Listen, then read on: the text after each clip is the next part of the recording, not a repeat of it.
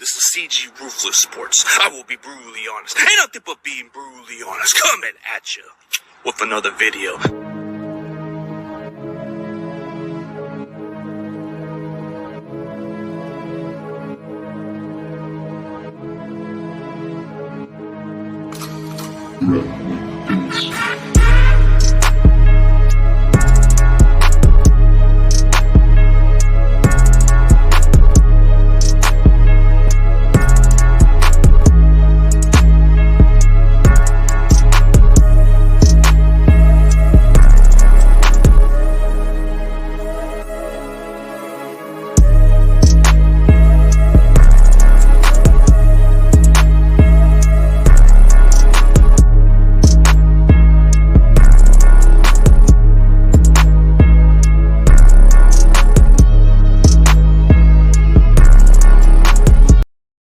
Ladies and gentlemen, please welcome ChrisSheaSF. What's up, man? Hold on. What's up? Sorry. What's going on, man? Breaking up right now. I'm trying to get through. Okay, man. But tell the audience where they can find you on social media platform. You can find me at ChrisSheaSF on Instagram, TikTok, YouTube, Twitter, everything, pretty much. Oh, that's cool, man. So, man, were you so pumped up about training camp? Yeah, that's usually my favorite content to create and bring attention to the team because it's really where the team, the foundation starts. Yeah, it does, especially with competition. It brings the best out of the players. But which player caught your attention during training camp? I mean, everyone's probably going to say it, but for me, Emmanuel Mosley. Like, I've been huge on him ever since 2019, that Super Bowl run. I always thought he deserved more respect, and now it looks like he's starting to deserve it. Get it.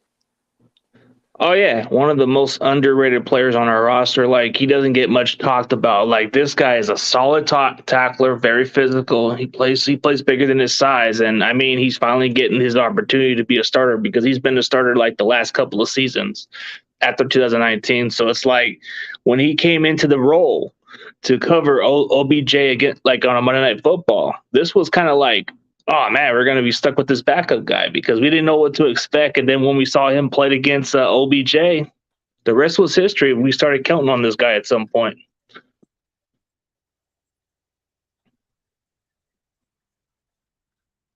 Yep. I mean, we've seen what he did in Green Bay this postseason. Oh, yeah, dude. He's a tackler. Oh, speaking of Green Bay, huh? You're not too far from Wisconsin. I mean, from Green Bay, huh? Nah, not at all. I'm like, I would say like an hour and a half. Yeah. I wasn't able to go to the game, though, sadly. But I mean, it must be really cold in the state of Wisconsin. Huh? Is it like really that cold or no? In the summer, it's still getting to 90s, but once it hits the winter, like I think during the Green Bay game, it was really sorry about that. It was like 10 degrees where I am, so it's really cold. Yeah.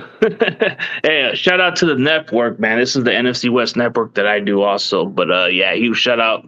Yeah, yo, is that a CG sticker? Yep, that is my logo, brother. But yeah, when I look at the players that actually kind of stood out to me the most, everybody's kind of still not giving this guy enough recognition. I mean, I feel like Lenore has a lot to prove now, but Trey Sermon, you draft a guy in the third round to replace him. That's going to piss him off, right? So he has a great, outstanding training camp. Trey Sermon, to me, I feel like he was very disrespected and he had a lot to prove. And I felt like when they drafted that running back, I felt like this guy was a different person. Yeah, Coach Shanahan mentioned that he could tell he bulked up a little bit. And he's playing a lot quicker, which makes sense since he's now in his second year. But that drafting a running back definitely lit a flame under him to get going. Yeah, and I feel like the running back group is pretty much one of our strengths. It's like if we come up with injuries, I'm just hoping there's no more injuries at that position because it doesn't matter who we get at running back. They could just step in and play solid.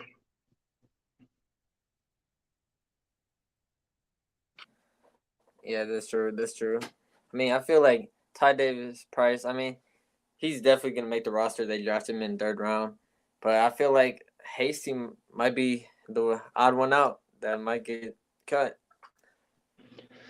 Yeah, that's the thing about Hasty. It's like he's kind of been ruled out last year, and he keeps standing out throughout the preseason. So it's kind of like Hasty's like that one player that you want to get rid of, but when he has an outstanding preseason, it's hard to ignore him to cut him.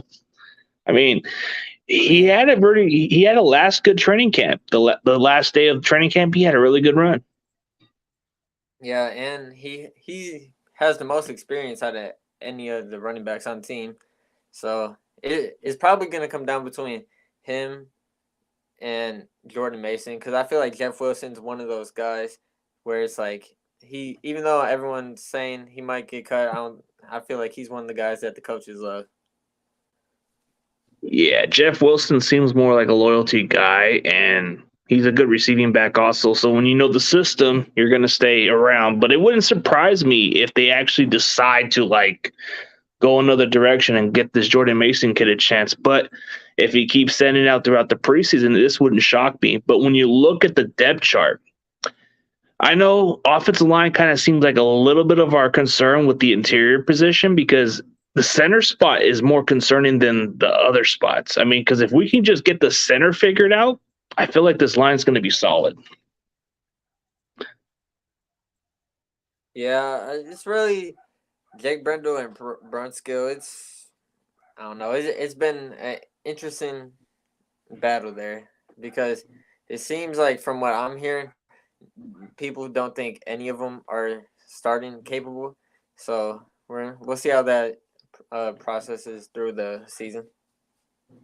I'm just hoping there's better communication, there's better consistency at that position. Because if this can gel as a unit, then we should be good. But I like how we're actually kind of starting to give these young players some snaps at that guard spot. I mean, Aaron Banks, I get it. He was kind of redshirt to be the guy to replace Tomlinson, but then you draft this kid in the fourth round, and he kind of like gets the starting role at the right guard's position. So it was no shocker to me. Like I've actually kind of like I don't know, like I made a bold prediction, like even after the draft. I even said, don't be surprised if Spencer Burford becomes the starter on the day opener or something. And some people just were saying Shanahan doesn't usually start these rookies like that. And I said, there's something special about this kid because he's a really quick learner. Like he catches on. And I guess Shanahan keeps praising about how good this kid's catching on. And it's kind of like, some rookie linemen's, even if you get a guy in the fourth round, they're more like developmental projects because they gotta learn a little bit. For him, everybody was concerned about his weight. Like he's a little lighter. That's all they were talking about. But when you watch this kid play, he plays a lot bigger. Yeah, that's true. And I don't remember the name of the other guard slash tackle we drafted, but I've been hearing some bad things that he's like our worst lineman. And so we're gonna need Burford to stay healthy, Banks to stay healthy. So it's gonna be interesting. Oh, and Nick Zagel, that one dude we drafted in the fifth round. Yeah. I've heard some mixed reviews. Like I heard they were very high on this kid and they were waiting for him in the late rounds to get him, but it is what it is with him. But I'm hearing a lot of good stuff about Jason Poe, who's actually getting second team reps at the guard spot. Um, Offensive tackle to me is if we get a good solid backup, we'll be fine. But like we just signed Jordan Mills. Jordan Mills he kind of stepped up pretty well. He's Jordan Mills has been seeming. I think he's won every one-on-one rep that he's taken so far in training camp. So he can dark horse. Dark horse, yeah, maybe like a capable backup because you got McGlinchey because McGlinchey can't stay healthy. Williams, he may only just play maybe missed a couple of games here and there, but it's always good to have depth pieces, especially. I'm hearing a lot what's going on with Jalen Moore. I don't know if he's going to miss significant time because that's why we signed Jordan Mills. Yeah, I mean, I as much as people are concerned, I feel like it might start off a little shaky with the O line, but I feel like once we get mid-season, when everything's gelling, if they can stay healthy, it won't be as bad as people think. I think we'll be okay as long as we gel. And I know some people feel concerned about Trey's training camp practice and all the other stuff. I feel like that's going to be fixed. I mean, a lot of the great quarterbacks who kind of started off with those training camp or those offseason practice, like people forget about Mahomes. He didn't look great. Everybody was talking about how many damn interceptions he was throwing. Josh Allen didn't have a great rookie year. He was looking like shit. And then until they started adding some talent around Josh Allen's like at least one of the top three best quarterbacks in the league. Yeah, that's true. I mean, Trey Lance, I'll just say it now. Going into the draft, I did not know who he was at all. I really wanted us to take Justin Fields. I just didn't want Mac Jones. As long as it wasn't Mac Jones, I was fine with the pick. But now that I've learned more about Lance and seen like his backstory and what he stands for, I'm a huge fan of him. I mean, Trey comes in the Midwest. He comes from a small college. It's hard to know where this guy comes from. I mean, like, if we're talking North Dakota State, I don't think anybody would know who those players were, you know, but the NFL finds these small colleges. Like Josh Allen came from Wyoming, but he came from a small town in Fresno called Fireball, and Fresno State didn't even give him a scholarship to play. And he went to Wyoming to let them know that, hey, you made a mistake. But then you look at a guy like Trey Lance. He came in the high school with potentially being one of the top recruits in Minnesota, but a lot of the schools wanted him to play other positions, and he said, "Nah, I want to play quarterback." And North Dakota State was like the only school that offered him, so that was like, man, that must have been a really slap in the face. Yeah, I think I seen like he was playing. They want a lot of the schools want him to play safety, but And hey, linebacker I'm glad too. he chose QB, and hopefully he can become one of the best in the league. Yeah, and I feel like the more he gets the reps, it will be better in time. I mean, it's got to build that chemistry, which he's getting a lot of good chemistry with Brandon Ayuk, and Brandon Ayuk is kind of coming into his own this offseason. Everybody's talking about how this guy's breaking out. He's becoming one of the best players throughout the offseason, standing out. So it's like it's not even a question. Like if we're talking about who's the top one standing out, it's Brandon Ayuk. Yeah, I've always like I know I might get a little bit of hate for this, but as like a pure wide receiver, I've always thought Ayuk was the best on the team. Like I love Debo, that's my favorite player in the league, but I just feel like Ayuk's the more talented pure receiver.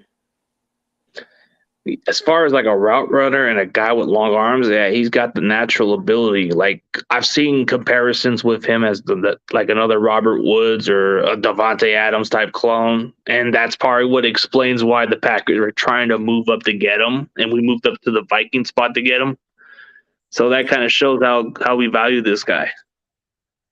Yeah, I mean, other than putting him in the doghouse for the first like 7-8 weeks, I think Kyle really loves Ayuk and the way he works and how he's now.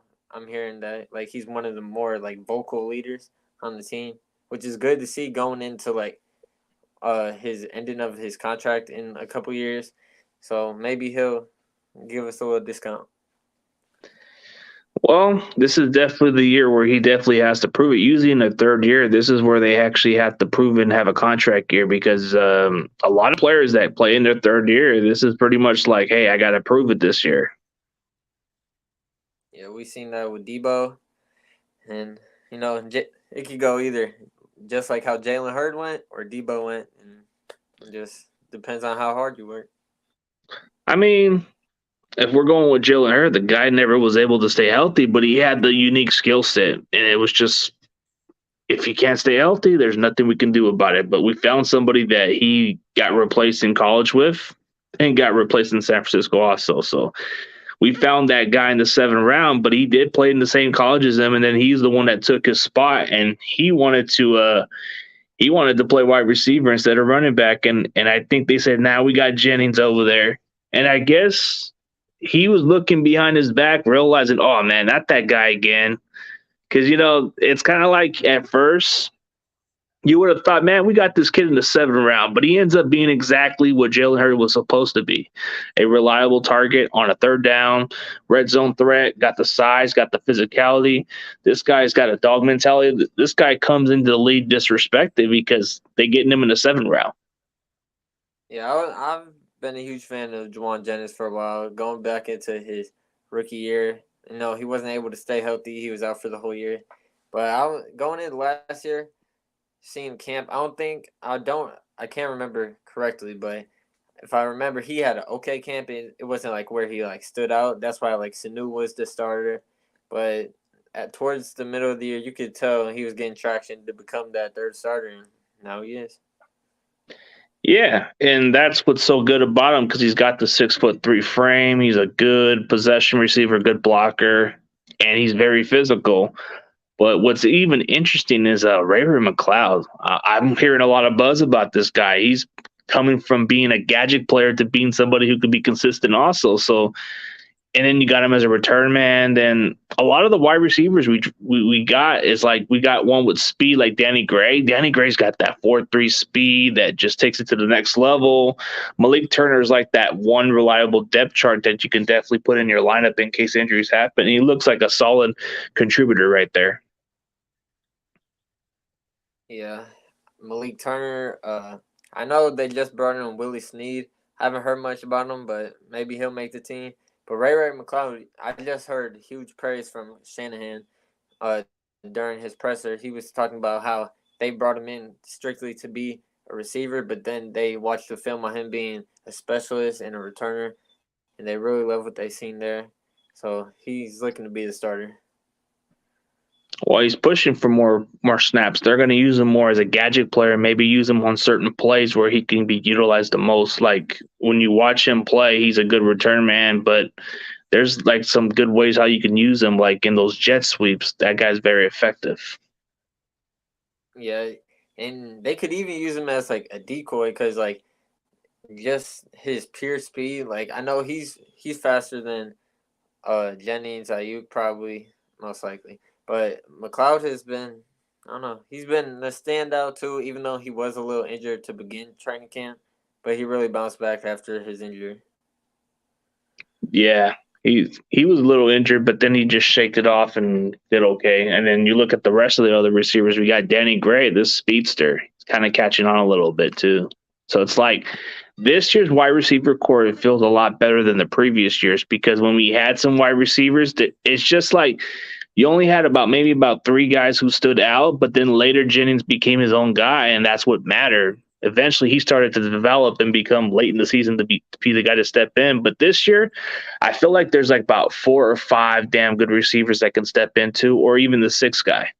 And that's how I feel because I feel like this year's depth chart it's pretty stacked. Like you look at the cornerback depth, I was concerned because of the injuries, and plus we weren't getting the right depth pieces, and we were just putting our money on Jason Verrett to stay healthy, and that backfired us pretty bad. But this year we're pretty much getting a lot of depth charts and a lot of stuff, so I feel confident about this depth chart this year.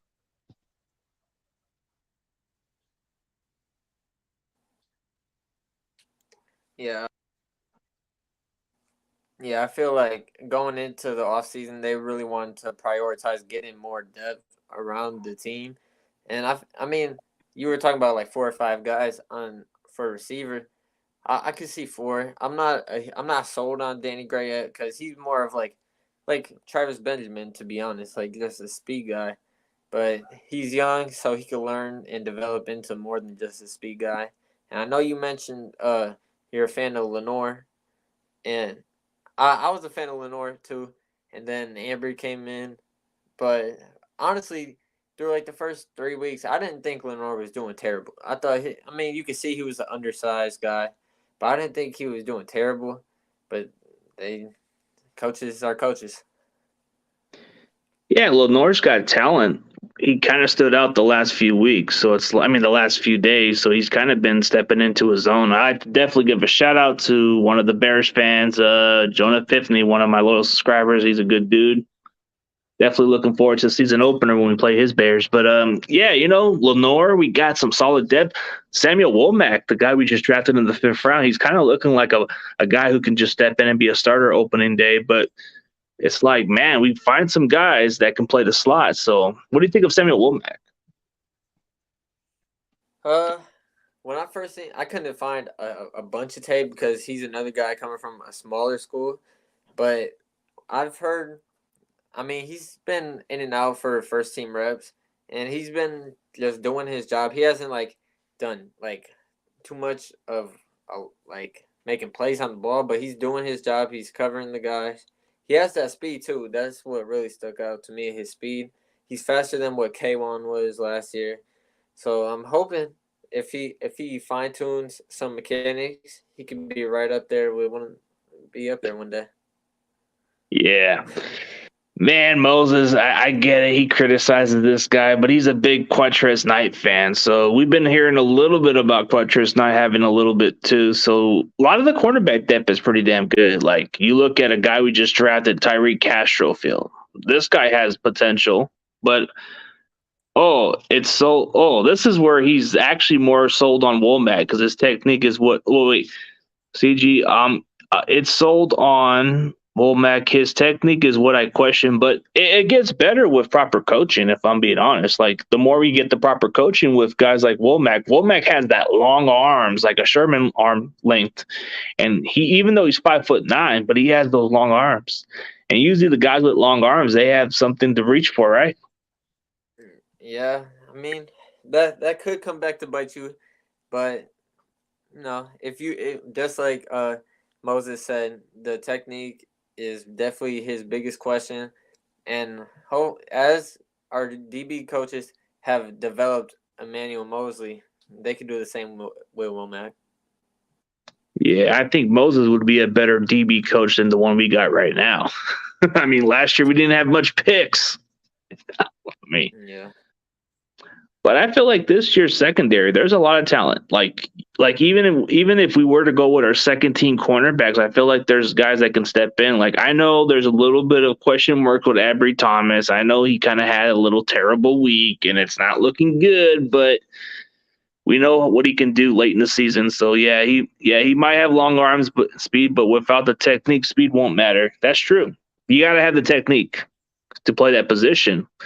So like Moses seems more sold on Quettress Knight, which he feels like it's a proper guy that's coached the right way. But I don't know, like Quettress Knight is kind of like that wild card guy that everybody's not even throwing out there, but he seems like an okay player. Yeah, I haven't seen much on him, but that's probably just because he hasn't been getting the reps that with like first team and stuff. But I do remember him a little bit, so he could make the roster. Yeah. Well, what gives him a chance to make the team is his versatility. So if he makes the roster, I'm hoping he makes the team over Dante Johnson at least. I mean, I would take Crutchers not over Dante Johnson any day of the week, just so we get something better on special teams or a nickel. They're putting Dante Johnson at nickel. I don't know what's going on. Like, I mean, no offense to Dante, he's been around the league, but there's been times where you can't count on this guy at times. But At first I wasn't a huge Dante Johnson fan, but then like I realized how much he really does for the team, and that really made me like as a fan a little bit. Like he's not gonna get you picks or anything, but it's like he's the one guy, like just like you were talking about versatility. He's the guy you could throw in anywhere. We seen it in the NFC Championship. They threw him at safety when they needed to, and he did all right for not for being a corner. So. I mean, that Packers game, yeah, that was a question mark for us. But when we put him out there, he did okay. I'll give him that. I'll give Dante Johnson his credit there. But yeah, at least our defense held out because when Thomas was out, that was concerning. Like, damn, I think this can be it for us because if we can't stop Rodgers on the passing attack with a cornerback like Dante Johnson, it looks like we can be toasted. But no, the weather was a factor, and it just played like an ugly score game. It was a very ugly game, and if I remember right, they said Ambry was out with like a bone bruise or something. Which I don't know. I feel like as he goes throughout the league, he'll learn that he sometimes you got to play through that stuff. But I'm not gonna fault him for it. It's his body. I'm not gonna fault him for it. Well, at least we like team players. I guess that's where Dante stands for. Like he's that one guy you can just like and count on. And what's up, AK Eagles podcast? What's up, man? What's up, everybody in the building? But yeah, cornerback depth wise, there's guys that can step in because they know the system. So a guy like Dante Johnson may not be a flashy name, but he knows the system right off the bat. So he has a better understanding. Like you get a guy like Darquez Denard, which I'm hearing that he's listed as the starter. So at the nickel spot. So that's intriguing because he's got a lot of experience and he's been around the team last year. Yeah, I think the reason he's getting the opportunity for being in the nickel is because last year I know they signed him like I think it was like for a week before the championship game or something, and he learned the whole playbook and was able to be inserted in, and it's a lot of respect for him to be able to do that.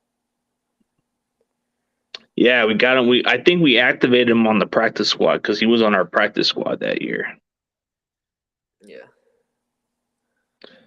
And then you look at our safety spots. Okay, Jimmy Ward, we know he solidifies that spot. He's a good shutdown spot, but ball hawks, every now and then he'll get them, but not all the time. But when he's a tackler, he'll make the plays. The one question mark everybody's concerned about is Toli Noah Hufanga. Like, I get that he's a very smart, plays like a savvy veteran, but people question his speed a little bit. I think as long as he has the mental mindset, I think it doesn't matter about how he plays.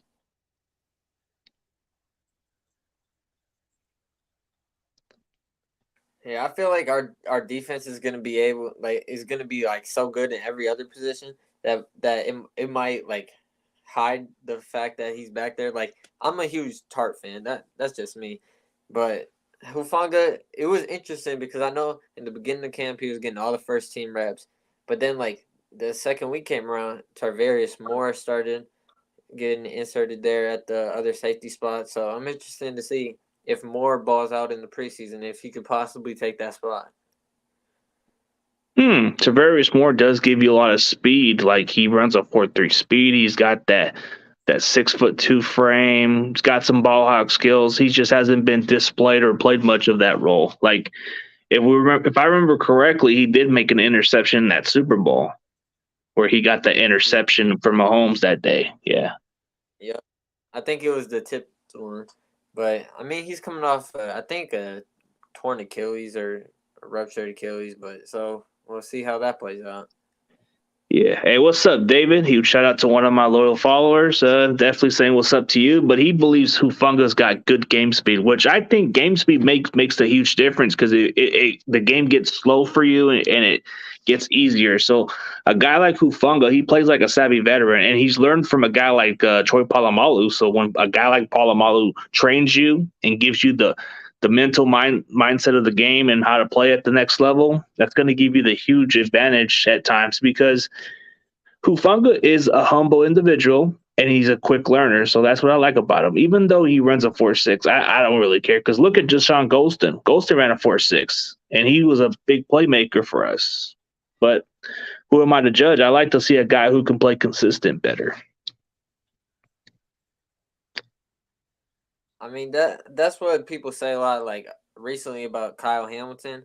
I know he after his 40-yard dash performance, there were a lot of question marks around him, but I'm still a fan of him. Like he'll be able to once the game slows down for him, I think he'll definitely be able to be a top tier safety. I mean, speed is a bonus for some perspective, but it doesn't always translate everything. Like you look at a guy like like Debo Samuel, for example, he looks like he runs like a 4.3 speed, but he doesn't. He runs almost a 4.5, but he makes it look easy, at times. But when you look at a guy like See, Tavarius Moore, to me, he does have the speed. He has the prototypical what you want at safety, but he hasn't been consistent, and his angles are a little bit question marks at times. Like sometimes he kind of misses his assignments and kind of like misses his tackle at times, and that's where people question Tavarius Moore a little bit is his angle and consistency.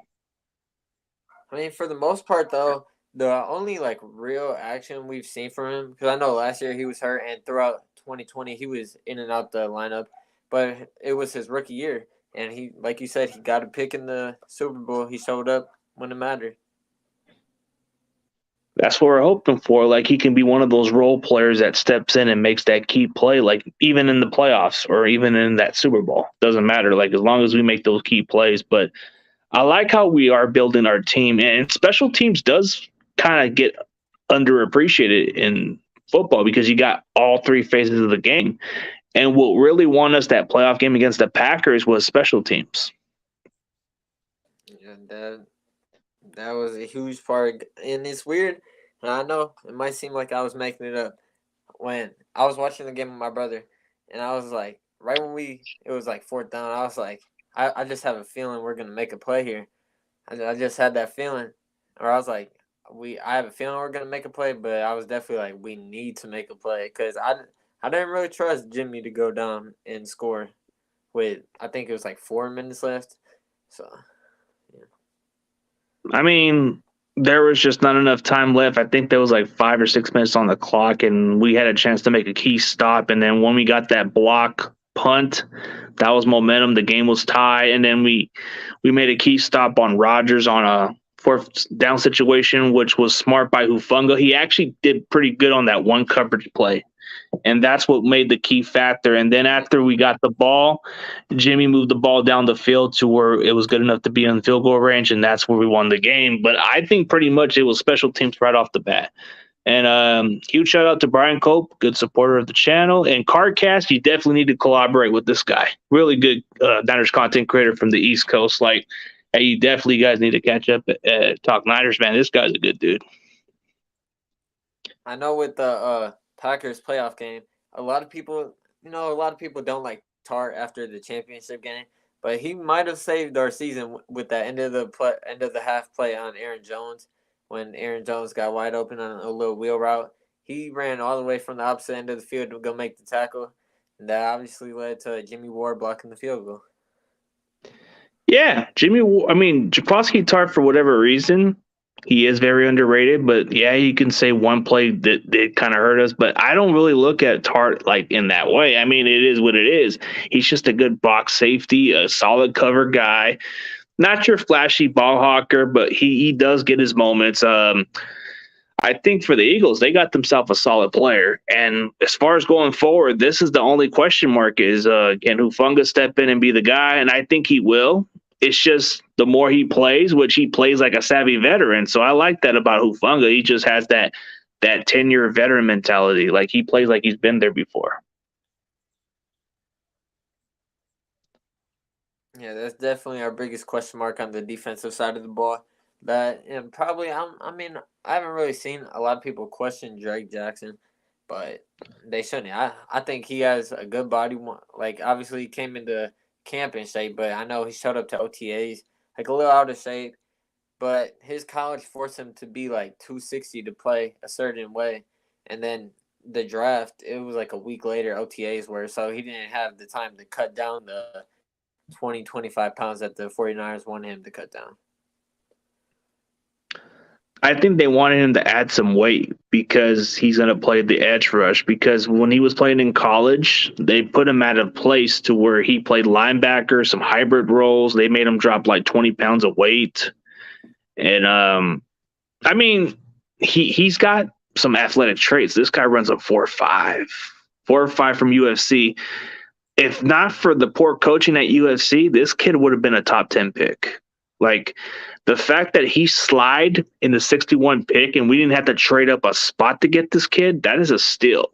Like I know some of our fan base is like getting fed up with the edge rush picks, but dude, you got to keep adding depth pieces. You can never run out of getting that to the quarterback. You need enough people to chase the quarterback. It's a quarterback driven lead and you need to get somebody to stop them. So I like this pick because he's got the upsides to maybe next year be that one complement to Nick Bosa. He's going to be a nice rotation piece. He kind of gives you that Artie Key similarity, but more of an Aldon Smith type potential because he's got those athletic traits, those twitch moves. This guy has the skill to succeed at the next level.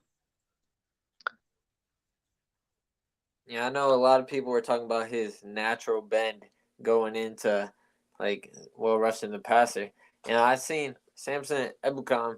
I don't know if it was just a bad day or something, but I know he was like, oh, if I had a bend like that, I could do this and that, this and that. But it's like sometimes you just gotta let the rookie be the rookie. Like saying that it's somewhat like I don't know, it's like envious a little bit because it's like, all right, why instead of worrying about like how the rookie plays, worry about your craft and focus on making a play every time you're out on the field. I think Abby Gunn will be fine. I think he's just trying to like compliment himself with the rookie. So but I think everybody's getting a lot of praise with him, like especially Nick Bosa. He said he couldn't have been like that.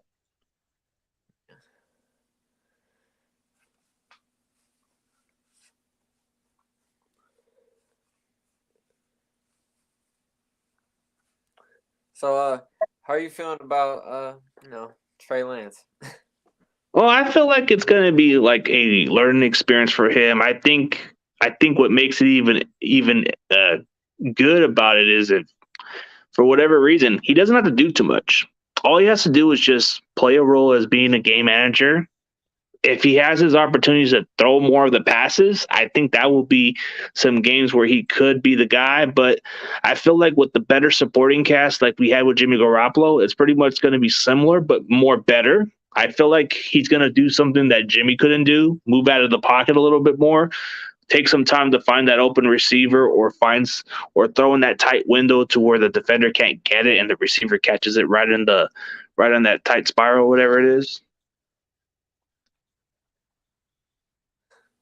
Yeah, I mean, it's tough to say because it's like I just seen like I think they were joking about it on Twitter, but they were talking about like fantasy football. They're like all these people taking Ayuk early just to have the 49ers pass the ball 15 times a game. But it's like I get it, that's the fantasy crowd, but like Trey Lance shouldn't have to pass the ball 25 times a game to win. But I feel that he's capable. Like if it comes down to him throwing the ball, when obviously he needs to get his reps, but once he gets those reps I'm trusting him to be able to make plays and win the game. Yeah, I feel like there's not pressure with him. Like I feel like he's already in a better situation. All he has to do is just not mess it up like the way Jimmy's been doing it. But if he does it the right way, plays the role right, throws the ball where it needs to be, let the running game take care of itself. Don't try to be the hero, but whenever your name is called and you need to step in and throw the ball more, then that's where you definitely need to step up because there's going to be a team that stops that running game. And this is where it tests Trey Lance if he can carry us. And that's what I want to see. I mean, I know we're going to have some games where our running game's going to look so damn good that Trey's probably going to only throw like maybe 15 to 20 passes a game at that point. But there's going to be some times where maybe he might throw 30 or more passes out of those shootout games because the defense is slowing down that running game. So that's where it tests Trey Lance. Hey, what's up, Corey?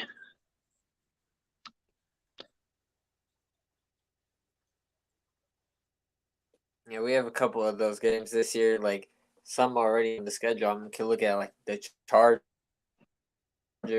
with the defensive coordinator. You might have to have a shootout with them, which that's gonna be a fun game to watch. I feel like Herbert versus Lance. It's gonna be a good one.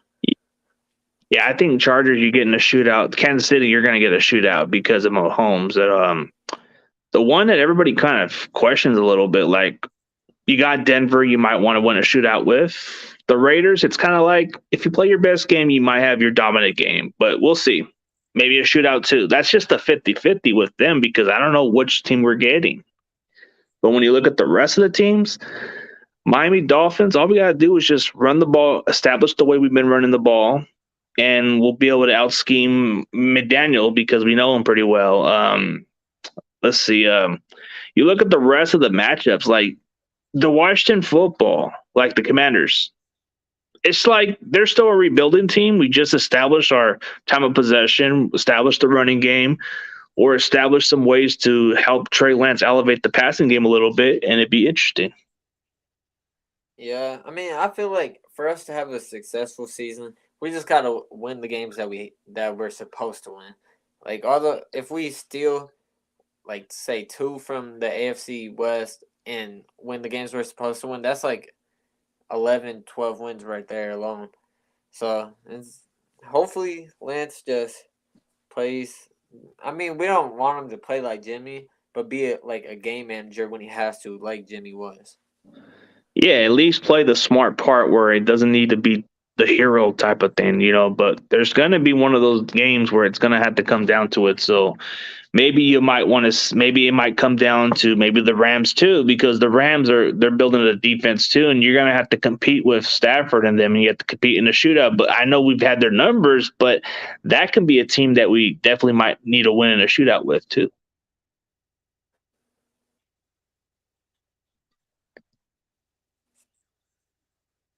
I mean, who knows with Stafford? I know he has reports about his elbow having arthritis or whatever. So he might. I mean, he's probably one of those QBs where it's like they don't need a full week of practice anyways to be able to come in and play just how he is since he's been in the league for so long. But I'm interested to see how that affects him on like a weekly basis. Yeah, that's going to be the question mark. And then you look at Tom Brady.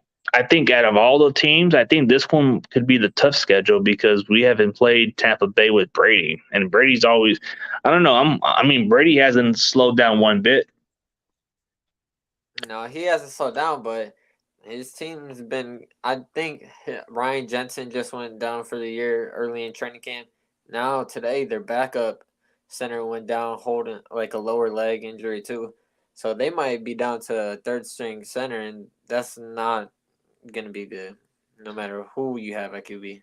But knowing how Tom Brady is, he'll probably just make a call to get somebody.